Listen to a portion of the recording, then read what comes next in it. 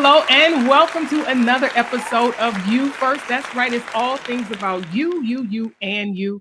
I'm your host, Shawanna Kennedy. I am super excited. Y'all know I'm always excited to have amazing people to come in and talk about their life. This is a safe space where we talk about what it looks like to make you a priority. We talk all things self-care, mental well-being, and empowerment. And today I have an amazing young lady that she has done quite a few things. She know what it looks like and feel like to be a mother, to be a wife, to have worked for someone else, and now has even entered into the career of doing it for herself and being a serialpreneur. She understands what it looks like to feel grief, right? To experience loss. And all of those things are neatly packaged in my amazing guest.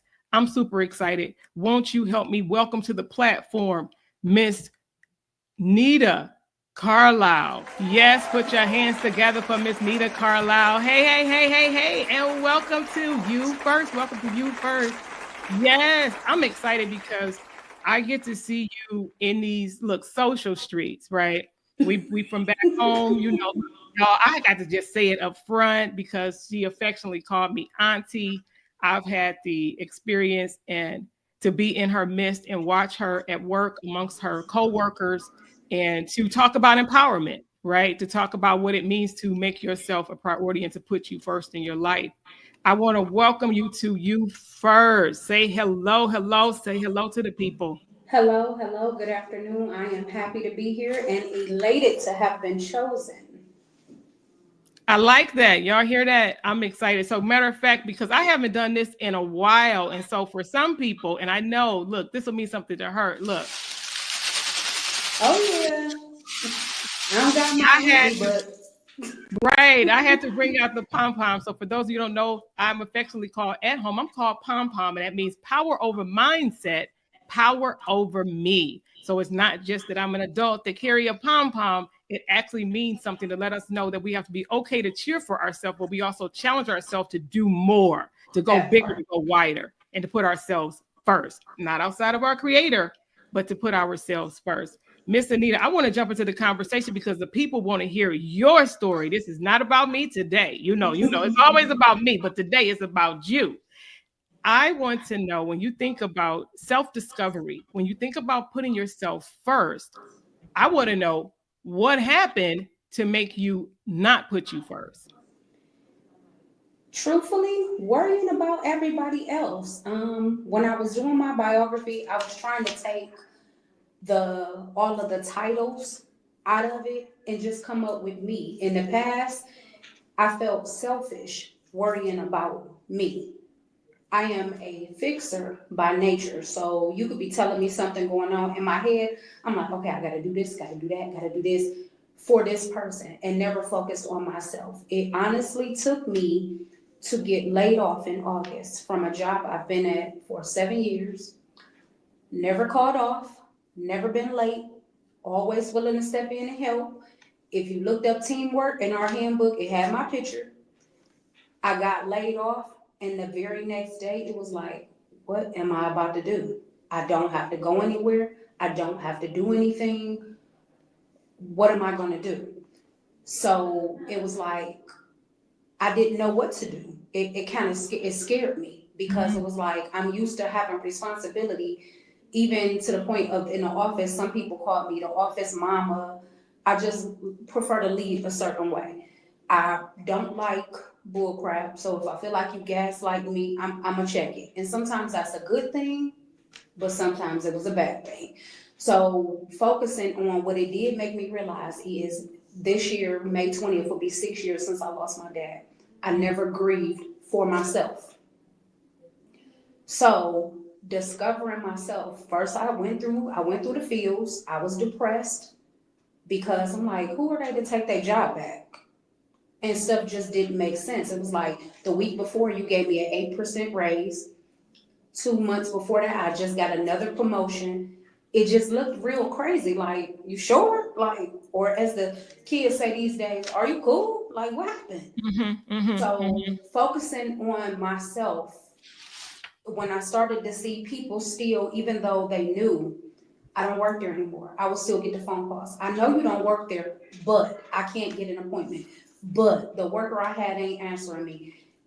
And it was like, how can I be mad at these people when I taught them how to treat me? They'll call me, give me their problem, and I fix it. I taught y'all how to do that. I So now love I have what you to. said. I love that you said that, because that is important, because I say it all the time. We teach people how to treat us every day in every area of our life. Now you are looking at August is here, and you're like, wait, this is what I've been doing. This is what I know. This is what I'm used to. This is what I'm actually even comfortable with. Let's just say that. Mm-hmm. There's familiarity here. I know these people. They know me.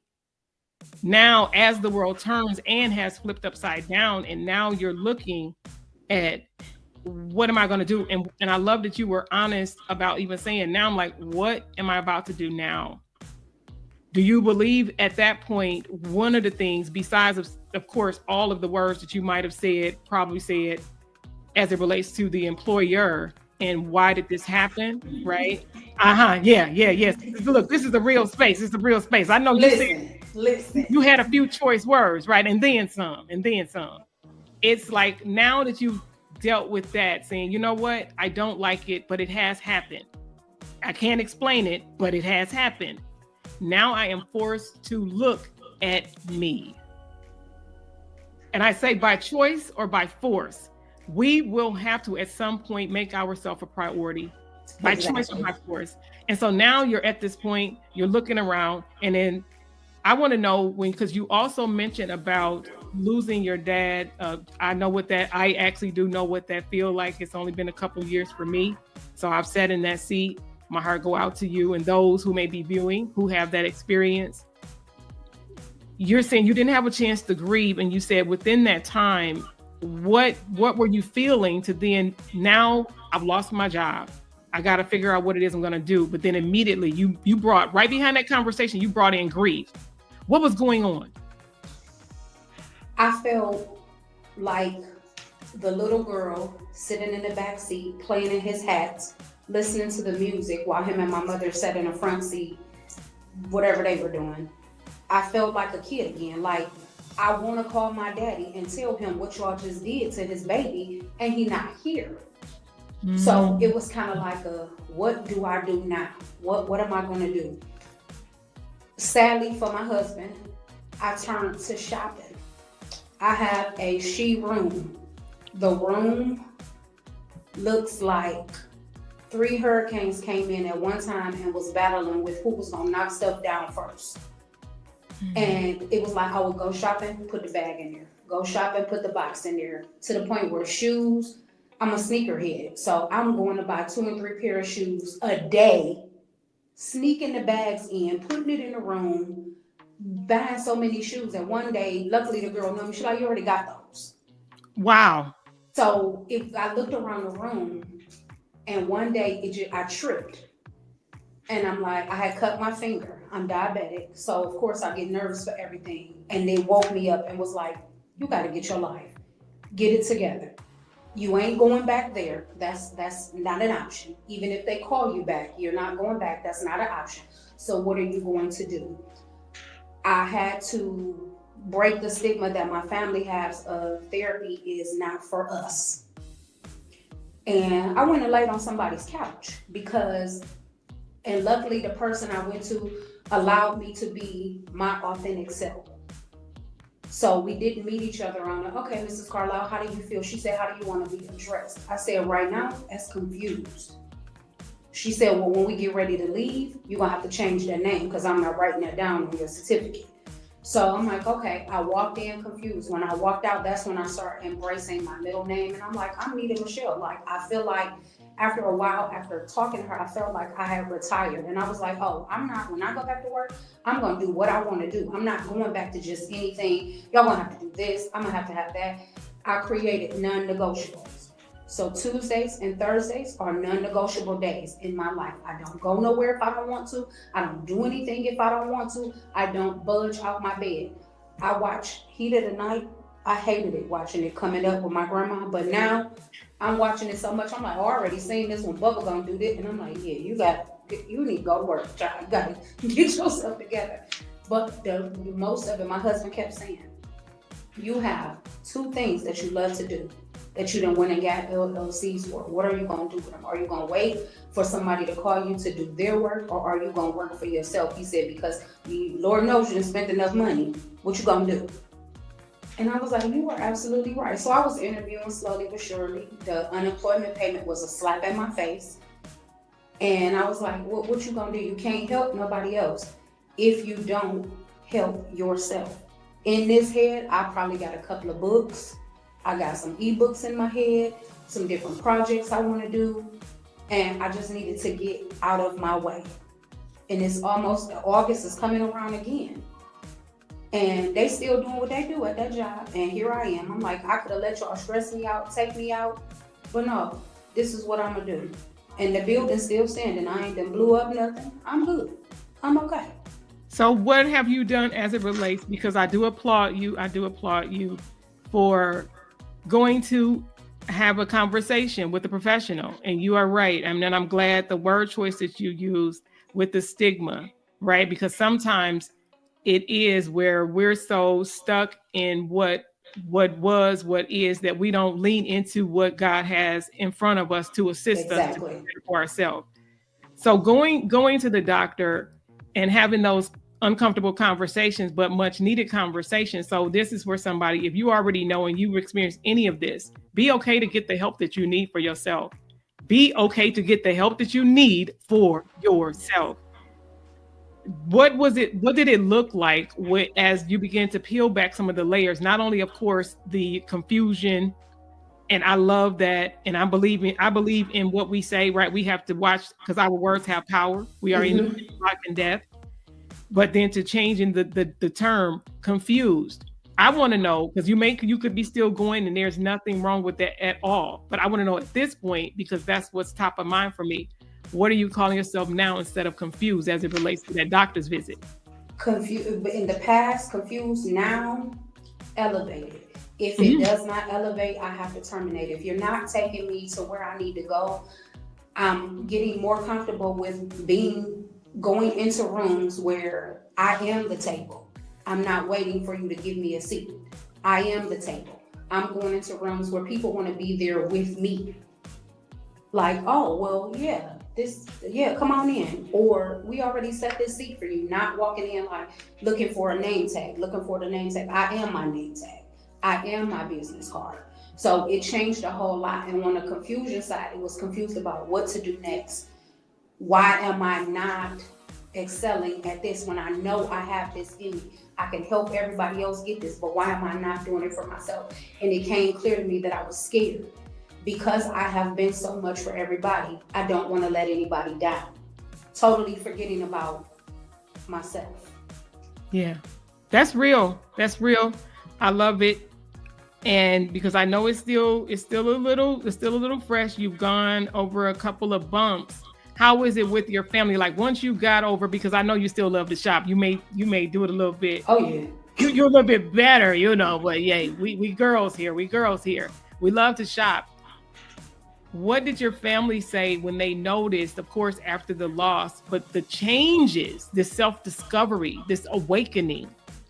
How was that with the family? Because I know sometimes when we choose to put ourselves first, everybody don't get it. Everybody don't understand, because you just said that you taught people how to treat you and that you were the go-to person for a lot of people. What did that look like? For my immediate household, my husband and the boys, I think that they were loving the fact that I was at home, because I wasn't cooking like that every day. My boys are 23, 24. Y'all grown. My husband is vegan. So my excuse was, I don't know how to cook that stuff. So I wasn't cooking every day. I probably cooked like 2 days out the week. Once I was at home, honey, I learned how to make gravy. And now I think gravy go on everything. I was cooking more, so they was loving it. But taking the time for myself, for my kids, it was kind of like, what? You ain't finna take us here? You ain't finna do that? No, sir, I'm not. Oh, you're not gonna be here at that time? No, I'm not. And in the past, even before the layoff, I am everything for y'all. So it's like, oh no, I ain't gonna be able to go there at 5:00 because I gotta drop him off at work and he gotta be there at 5:30, and I'm not gonna go do this. Discovering myself, the truck moves when I move. and I'm moving at the speed I have to go. Like today, my son had to be at work at 2 o'clock. I ain't gonna be able to do it. Find another way, because trying to not prepare them for me not to be here, but stuff. I know what my grandmother meant now when she said, "Love me while I'm here, because when I'm gone, you can't get me back." So trying to make them self-sufficient, like, hey, this is about me. I have to go do this. So even though self-care, people say, oh, that's not getting your nails done, that's not getting your hair done, that is for me every 2 week thing. And they're starting to see it. Like one of my friends mentioned, like, you would have never known you was laid off. You never missed a beat. I'm not gonna miss a beat because this is for me. So in the past, I camouflaged how I felt like it was like wearing a mask, wearing a wig. Every day I could be somebody different. For the past year, I have not worn weave. I'm liking the way my hair grows. So it's mine. My nails are mine. So it's a conversation piece. When I go sit down, each nail session is like a therapy session. And she like, I just need them to know you a boss. Forget them. Like, I think my nail tech was more mad that I got laid off than I was. She was mad. But now she just like, it's cool. She's like, you ain't gotta go to work. You got this, you doing that. She's like, I know people you don't even know that know you. She's like, somebody sat in my chair like, oh, you know her. She was like, so people are noticing it, and that makes me feel good. I've been we have this thing here called ghetto therapy. It's like a big room session. And I've been going for the past 3 weeks. I met a young lady who her very first day there, the first words out of her mouth was, I had 2 choices, to turn right or to turn left. If I turned right, I was going to the lake and I was going to kill myself. Mm-hmm. That bothered me. Every day since that day, if I do not text her by 12 o'clock, she's on my phone. Are you okay? I'm checking on you, but we check on each other. She just turned 19. And I told her, I said, as long as you continue to show up for yourself, I will do what is in my power to show up for you, because I wish somebody would have done that for me. And just tugging her through my experiences. And she just like, wow, you really strong. And even when I don't think that I am, somebody else thinks that I am. So that's what's keep pushing me on, keep on going. And just, I have a praying best friend. She don't play about me, she pray about me. She don't play at all. So certain things she didn't spoke over me, and she like, no, you're gonna do this. You already know. She like, God don't play about you. You're gonna be okay. And every time she has said it, something different happens. Every time. I love that, because we do have to have the right community, the right people that, yes, I said we have to watch our gaze. What is that? You already know what is it, the ears, mm-hmm. our nose, our mouth, right? We have to watch our gates, and because some people can say certain things that can throw you, that can mess up your life. And so the things that we hear, the stuff that we eat, the stuff that we even smell, it's what are we exposed to? So having someone that, and you said it, a praying person in your life, that is so important. What I want you to, before I even go a little deeper, I want you for a moment to honestly look directly at the camera and talk to someone that may be looking, that may be like the other young lady that you get to feed into, and just speak directly to the camera, to speak to someone, to encourage them today. What I want you to do is start intentionally showing up for yourself. Be mindful of what you speak over yourself, around yourself, and to yourself. Mary J. Blige has a song, wake up in the morning, good morning, gorgeous. Even if gorgeous is not the word you want to use, wake up and talk to yourself. After you talk to the Lord, of course, but wake up and talk to yourself. Be careful what you speak over. Don't keep saying, oh, I don't have it because I'm broke, because you're speaking that into yourself. Wake up like, oh, my wallet is overflowing because all this money is in there. Or just the main thing, please be mindful of what you say and what you allow in. Surround yourself with like-minded people who are rooting for you and not against you. Because some people P-R-A-Y for you, and some people P-R-E-Y against you. And that's the biggest thing. And as a Black woman, you have to really shield yourself. Don't get caught up in a good girlfriend game, because sometimes they are there just to see what you can offer. I had a friend circle like that. Now there's literally 4 of us, and it started as 8. I thought I needed a whole lot of people around me. You do not. Be your own cheerleader, and you got this. You got it. But be intentional. Yay, I love it. I love it. I love it. Because we do need to know that. Sometimes people be nervous, they be afraid. I know when you were talking about part of your story, and you mentioned even about fear, Fear is one of the biggest thieves there is. It is a thief. It will True. it will keep you from what God has intended and purpose for your life. The people that we get to serve, the people that we get to impact, because a lot of the things that we do, they're not even about us. It's just, to me, that's just me. Hey, y'all, let me just say that for the record. To me, it is God choosing to use us to help someone else who can get it from us. That's why doing the same thing that you do, if you did the same thing as me, I believe we have a set aside people that are our people Mm-hmm. because they need to hear it the way that we would say it, how we are, our unique DNA, who we are. And that's why we have to be okay to show up as ourselves all the time, because somebody needs you as yourself all the time. And I love that you are actually doing all of the pouring into yourself because what did you say? Breaking stigmas, talking about, I love when you even said stop. You tripped over some shoes, and immediately what came to my mind is because of some people need to stop tripping, right? Because you are tripping over the things that are holding you up, which means it's time for you to declutter, right? The seasons change, so that means we have to be okay to move some stuff out of the way. The new cannot come in if we're so still bogged down with the old. Now, I ain't saying get rid of your husband, your wife, or none of the things, or throw away the kids. We still have responsibilities. But it is that I love that you said, right, your children are young adults, which means yes, you spoiled them in regards to knowing that they used to just count on you for everything, but knowing at this stage up and through here, you need you. Exactly. And so that you can be here much longer, so that you can now enjoy. And I get to look, like I said, you get to hang out online, and I get to see her in the social streets. And this young lady, she is a comedian, y'all.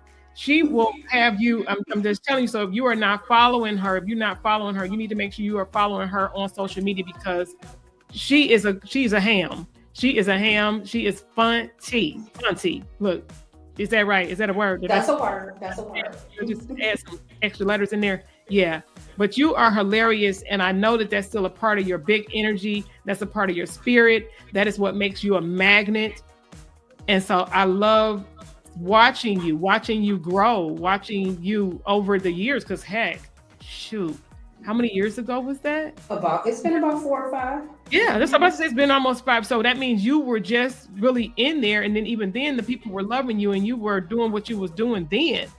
And so to know that you still have these people that still rally around you, I'm excited for the person that they're even seeing now, because the hope is that it opens them up to more, and so that they can realize there's something else. When you think about all of those things and you think about putting yourself first, you talked about what that looks like for your children.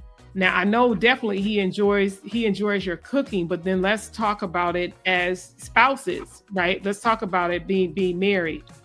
And what was that like in you making that shift? I know everybody was glad of you being at home, but how was that for him, feeling like he had a little bit more of you and you weren't tugged and pulled by the trials and the things that went on at work? How was that when you think about being married? So I've been having conversations with my husband for the past 2 years.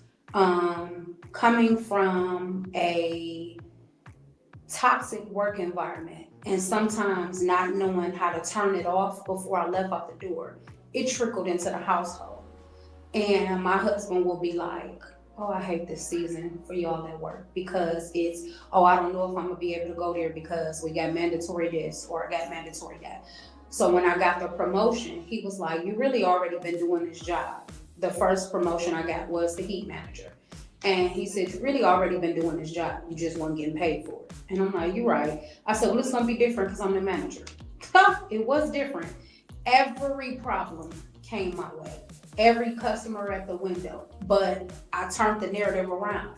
People, we had a stigma of, oh, they so unprofessional, they're rude, they this, they're ghetto, this, that. So I started putting myself in the client's place. And I will bring them back to my office. What is it that you want to see here? How can we help you? So taking it home, it started to ease up a little bit, but he still was kind of like, so what you gonna do? I come home and complain about the problem. Well, what you gonna do? You gonna keep complaining about it or you gonna do this? So it's been a few times I wanted to walk out, but I called him first, like, hey, I'm just letting you know, you're gonna be able to handle these two car notes because they only got one more time to talk crazy and it's a wrap. Well, whatever you want to do. But I watched my husband's beard go from black to gray to a little slow little graying, and now it's literally white and gray. And I know I played a part in that because we of the two, I'm more outgoing. I'm gonna let Duck and Buck and my husband like, well, let's go sit down and read, and maybe that'll make them do something right if we just be quiet. So bringing it home to him, when the day that we found out we were getting laid off via email, I had already started downsizing my desk because I saw an interview. Tabitha Brown said, "Get all your stuff out from people's office," and that opened me up. Go and take some of this stuff home. It should have never took 6 trips of boxes because I'm just a girly girl. I like to decorate. So I called him. And man, he wasn't catching it at first. I said, "Are you off work yet?" He said, "Not yet." I said, "I need you to come around the corner and help me get my stuff." So he like, "You got a vendor's event?" I'm like, "I need you to come around the corner, bleep, bleep, bleep, bleep, bleep, my stuff." And he like, "Okay, I'm on my way." I went downstairs. I told the security guard, I said, "My husband is tall, brown skin, and bald head. When he get here, please let him upstairs." He like, "What's going on?" I explained to him. I said, "Because you're not going to walk me out of here. I'm not a criminal. I haven't taken anything." I said, "The way that I walked in March of 2017 is how I'm going to leave August of 2024. We're not going to do that." Went in there, packed up my stuff. And I think it was for him when he seen the stuff, all the stuff off the wall, he was like, "Oh, you for real?" I was about to, yeah, that made it real. That made it real for Yeah, him. I said, "I'll see you when I get home." But yeah, I'm for real. So the one thing I noticed for 2 weeks, it took me like 2 weeks to have a good cry moment because I think my adrenaline was on go. Like I was ready to pull up on somebody. But talking to Don't him, hurt him. Don't hurt him. listen, he's the calm for this storm. He is the calm. He was just like, "You were ready to go anyway." He said, "And you would have kept staying if what?" And he looked at me for the answer, and I'm like, "I don't know." I'm like, "The money." Because the money was good. So I said, you are absolutely right. I said, but what I noticed is where I'm trying to go in my life, that doesn't fit anymore. That attitude, that mean girl, that toxic, it doesn't fit anymore. So he made me uncomfortable. Like, okay, you worried about your car note. Boom, now you don't have no job. So I got to make you uncomfortable because I did this and you didn't leave. I did this, you still didn't leave. I done did this, that, and you still sitting there. So I'm gonna do this. You ain't got no choice but to get up. And that's what it was. So at home, once he started to see like, okay, you at home. We talked about it. And I said, "So what should I do?" He said, honestly, he was like, "Why don't you just chill?" He was like, "Take some time for yourself. Sit down." He like, "I know the unemployment ain't much." He like, "We ain't struggling." He like, we barely making it, but take that time and work on you. Get yourself together. What I didn't hear him say is what he probably said in his head. Because girl, you getting on my nerve. Just go sit down somewhere. Get it together. You snapping on people. And once he gave me that chance to do that, it was like I could breathe. I was able to. I slept better. I'm talking. When I say rest, I probably didn't got enough rest for me and you. It changed so much. It's like I'm looking like, dang, this my husband. Like, boy, I didn't even know you was that cute. I love you. Where are we going? Like, it changed our whole dynamics. I honestly feel like me being laid off made our marriage stronger because he's shown me several times in sickness and in health. But now you really have bigger shoes to fill because my dad is no longer here and I'm the only child and I'm spoiled. So you got some big shoes to fill and he has not dropped the ball and I appreciate that so much. So for those who do have a mate, make sure that he's covered as well because I had to. Because the negative people, "Oh, well, what y'all gonna do now? She ain't working. We gonna do the same thing we was doing when I was working. We're gonna make it happen." And we have, and I'm glad to say that June 13th of 2025, we will celebrate 10 years of marriage. Because I thought I was going to be a player all my life. Oh my God. Well, look, right now, this is a great place for me to just say, we appreciate you, Mr. Carlisle. Yes, we do. Yes, we do. Because I do. Like I said, been able to see you. I see you smiling, and that's good. And I know, me knowing you the way I know you, and I know it's not for the cameras. It's not for cameras, not for social media. So we want you to know. I know she tell you privately, but we want you to know publicly, because we know you are definitely watching this episode. That we do appreciate you. I'm grateful for you. I too know what that feels like, to have a support at home. I too know what it feels like, right? When you have the two incomes to then at some point have to go to one income. And then I said, when that happened for us, because this year we'll be together for 25 years. Oh, wow. Yeah. So I get that look, the good and the bad and the ups and the downs and the ins and the outs and all of the things, and saying, I know if somebody can just agree with me right here, nobody but Jesus, right? Nobody. When you think about that, and being okay to say, I put me first.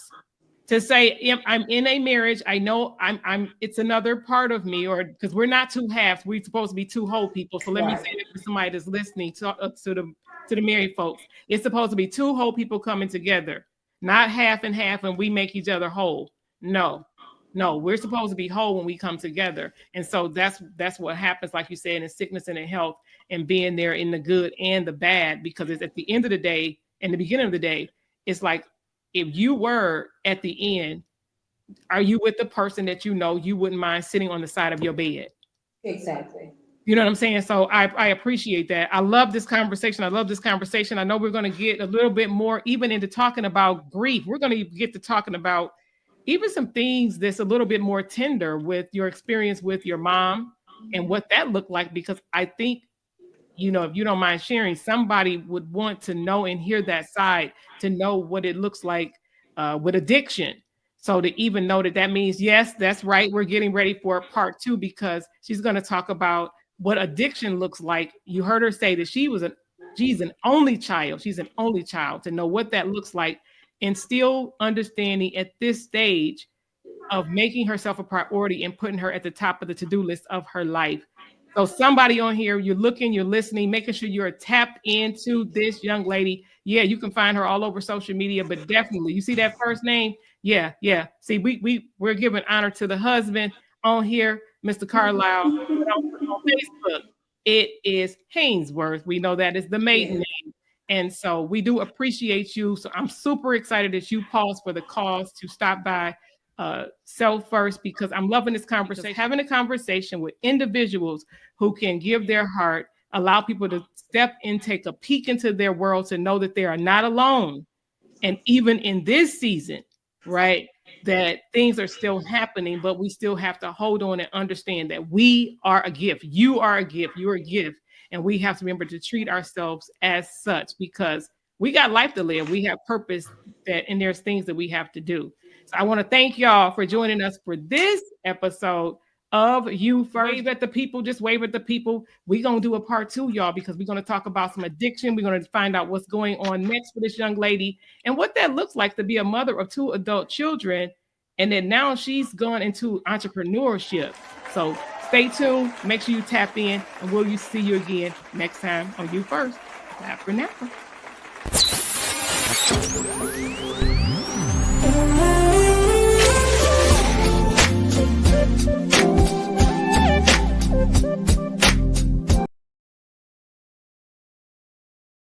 This episode is brought to you by Kennedy Media and Entertainment, your premier video productions and digital visibility partner.